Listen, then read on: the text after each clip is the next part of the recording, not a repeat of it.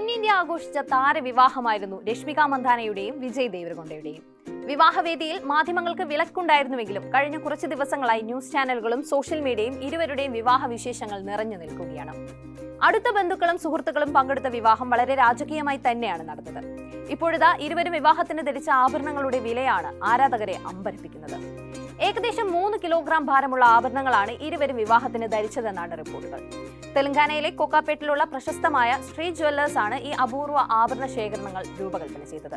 NDTV report അനുസരിച്ച് ഏകദേശം 10 മാസത്തോളം സമയമെടുത്താണ് അതിസൂക്ഷ്മമായ കൊത്തുപണികളോട് കൂടിയ ഈ ആഭരണങ്ങൾ നിർമ്മിച്ചെടുത്തത്. 4 കോടി മുതൽ 7 കോടി വരെയാണ് ആഭരണത്തിന് ചിലവായ തുക എന്നാണ് റിപ്പോർട്ടുകളിൽ പറയുന്നത്. സാധാരണ വിവാഹങ്ങളിൽ വധുവിനാണ് ആഭരണങ്ങൾക്ക് പ്രാധാന്യം നൽകാറുള്ളതെങ്കിലും ഇവിടെ വിജയ് ദേവരകൊണ്ടയുടെ വേഷവിധാനം ഏറെ ശ്രദ്ധ നേടിയിരുന്നു. ഒരുപക്ഷെ രശ്മികയേക്കാൾ ആരാധകർ കണ്ണുവെച്ചത് വിജയ് ദേവരകൊണ്ടയുടെ കോസ്റ്റ്യൂമിലും ആഭരണങ്ങളിലുമാകാം.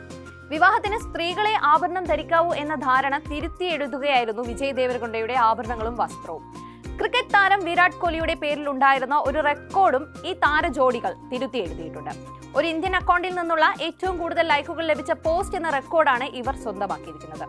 2024 T20 ലോകകപ്പ് വിജയത്തിന് ശേഷം കോഹ്ലി പങ്കുവച്ച ചിത്രത്തിന് ലഭിച്ച 22.8 മില്യൺ ലൈക്കുകളെയാണ് രശ്മികയുടെ വിവാഹ പോസ്റ്റ് മറികടന്നത്. വെറും 48 മണിക്കൂറിനുള്ളിൽ 24 മില്യണിലധികം ലൈക്കുകളാണ് ഈ ചിത്രങ്ങൾക്ക് ലഭിച്ചത്. ഇന്ത്യയിൽ നിന്നുള്ള ഏറ്റവും കൂടുതൽ ലൈക്ക് ചെയ്യപ്പെട്ട രണ്ടാമത്തെ ഇൻസ്റ്റഗ്രാം സ്റ്റോറിയും താരവിവാഹ ചിത്രങ്ങളായി മാറി. അതേസമയം 7 വർഷം നീണ്ട പ്രണയത്തിനു ശേഷമാണ് രശ്മികയും വിജയും വിവാഹിതരായത്.